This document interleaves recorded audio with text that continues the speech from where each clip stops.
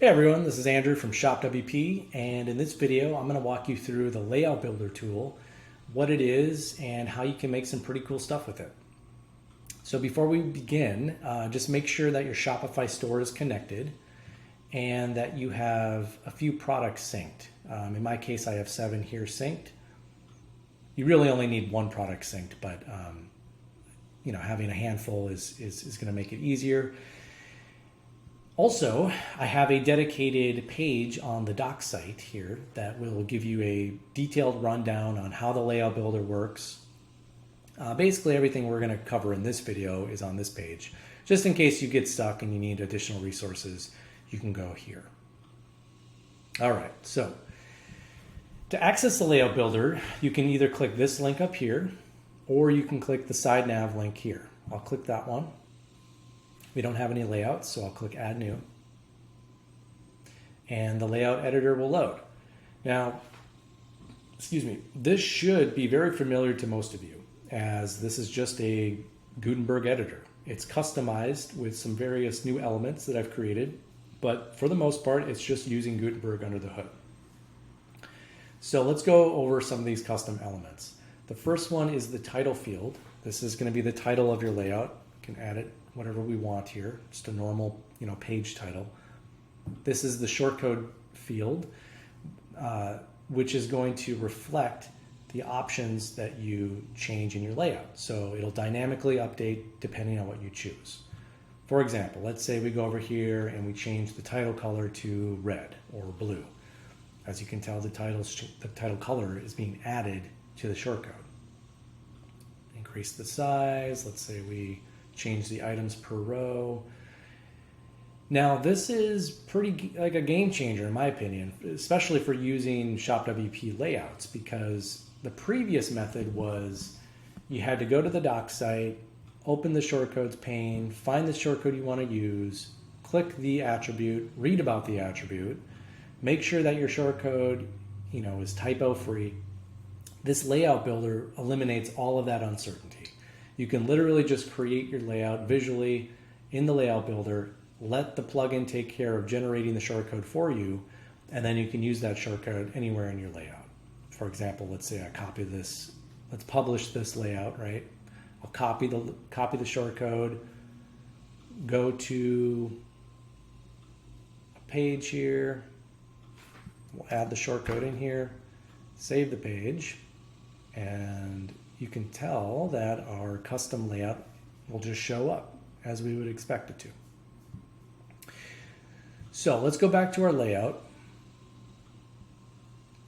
And you can also tell once we publish a layout, the shortcode itself will be listed here for easy reference as well. So let's go back into the shortcode. And let's say we want to start over. Let's say we don't like the layout that we've made. I certainly do not. We'll click the reset layout button, and that will give us a warning. Hey, all of the changes that you've made will be erased. We understand that. And we'll go back to the default layout. So let's try making something else. Let's say we want to filter by a collection. There we go. And let's say we want to get rid of the product thumbnails. We don't want to show those. Can click the show featured only option under the images pane.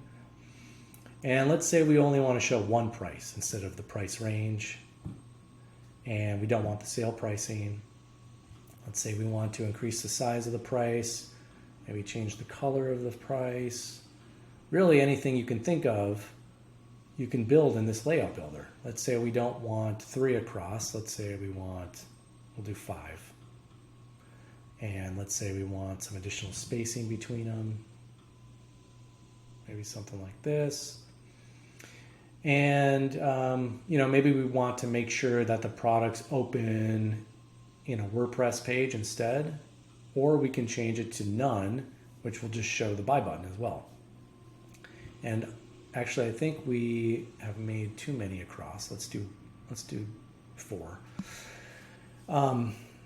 Now this is going to be a good opportunity to show you how interactive this is. I mean, this is not static, right? This layout that's generated is not static. It's just a Gutenberg block.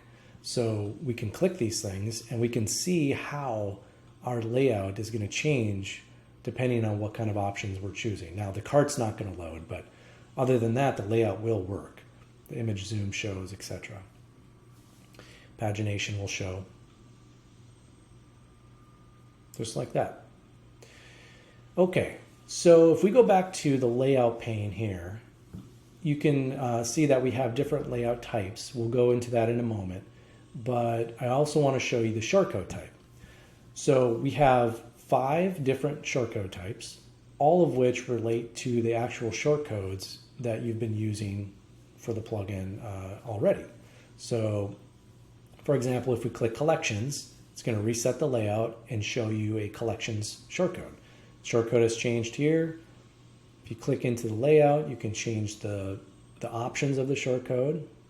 Let's say we don't want the description or the image, you know, and so this is just showing the collections.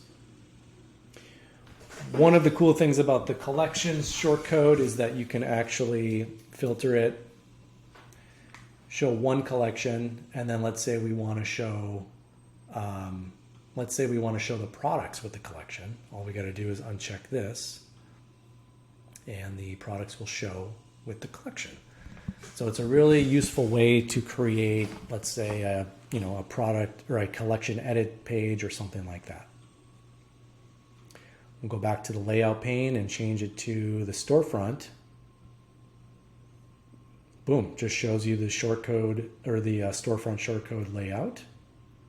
You can customize all sorts of things in the storefront layout, like hiding the different filters, changing the heading text to something custom, right? Let's say we want to change this to something else. That'll update here. All sorts of different options that you have to choose from. Obviously, you can also change the product layout within the storefront. So let's say we want to hide the images in our storefront. We want to update the spacing between them, items per row. Everything you would expect in the products layout, you could do in the storefront layout as well. We have the search layout, the search shortcode type rather. And again, it's interactive, so we can type in a collection or the name of a product. It'll automatically show. We can go in here, update the products within, that will show within the search shortcode, that sort of thing. And it all happens dynamically. We also have the cart icon. The cart icon's cool because you have access to this URL field, which will allow you to change the cart icon to whatever you want without having to mess with code. Let's see if I have a URL to use. Okay, there we go. Changes the cart icon to this JPEG image I have of a cat in a box. How can you not like a cat in a box, right? Let's change the counter background to maybe like a gray, and then this to the color black. Update that. Copy the shortcode. Go back to our testing page. Add the shortcode. Save the page. And then we should see our custom cat in a box icon, which just works as expected.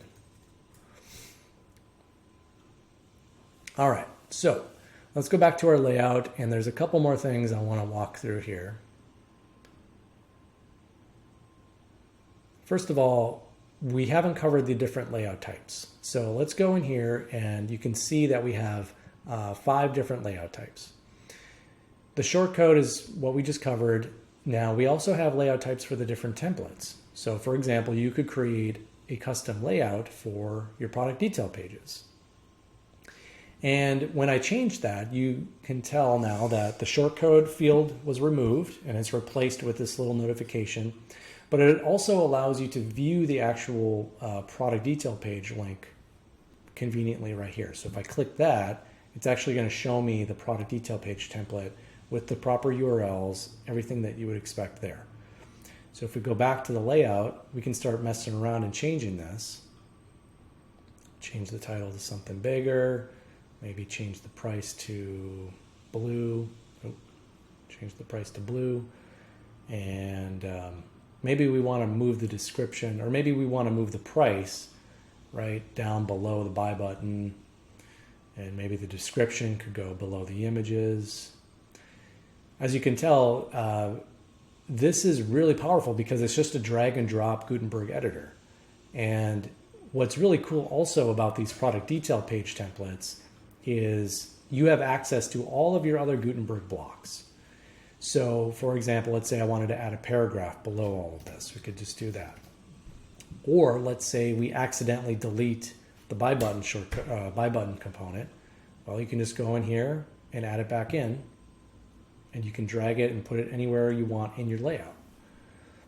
Now let's say I don't like this layout, which I do not. Let's reset it, and it'll go back to normal. And let's change the title because it's no longer a test. It's a PDP template. Let's change that title back to something a little better.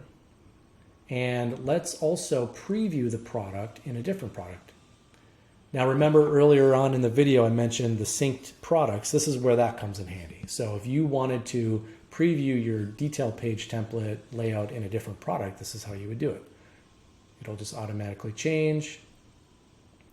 And what's also cool about this is that the link up here will change dynamically as well. So let's say I change it back to jacket. The jacket link will be here. Click it, and you'll be able to see the layout as you would expect it. Now I didn't notice that the red didn't carry over. That's because I didn't update the template. Click update, that updates the layout. Click it again, and there you go.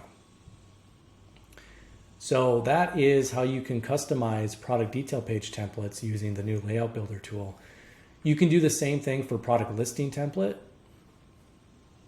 Let's say I only want to show products from a different collection, let's say games. Okay, so now my product listing page template will only show products from this collection. Let's say I want to, let's go back to the block. Let's say I want to show, 5 across. Let's say I want the page size to be 30. There you go. Let's update the PLP page and click it. And there you go, your new PLP page template. Let's update the title. It's no longer a PDP, but a PLP. I do want to show you what happens now on this page, because when you change the layout type, this little notification is going to show you, okay, hey, this is a template versus a shortcode. So like, let's say we created a shortcode, publish it, go back here. This is going to be a shortcode versus a template layout.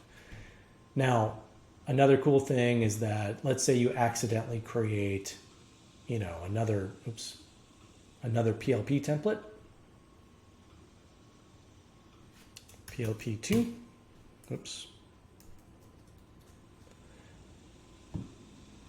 What's going to happen is, instead of deleting the old template, it's just going to put it into draft mode, and it's going to activate the most recent template that you've created. Now you can always go in here and you can set the status to draft. And if you do that, it'll deactivate the template versus activating it here. We can go back into the template and continue our customizations. So you can do the same thing that we just did with the product templates, with the collection templates as well. I won't go into those in detail, but it's the same concept here. And you can always reset the layouts or go back to a shortcode at any time and build a shortcode. So that is basically the Layout Builder in a nutshell. It's pretty powerful. You can do a lot of really cool things with it. I'll be releasing individual videos for each layout type in the coming weeks, so we can have a deep dive on how each one works and the different options. But yeah, basically that's the Layout Builder. Reach out if you have any questions. Let me know, and hope you guys have a good day.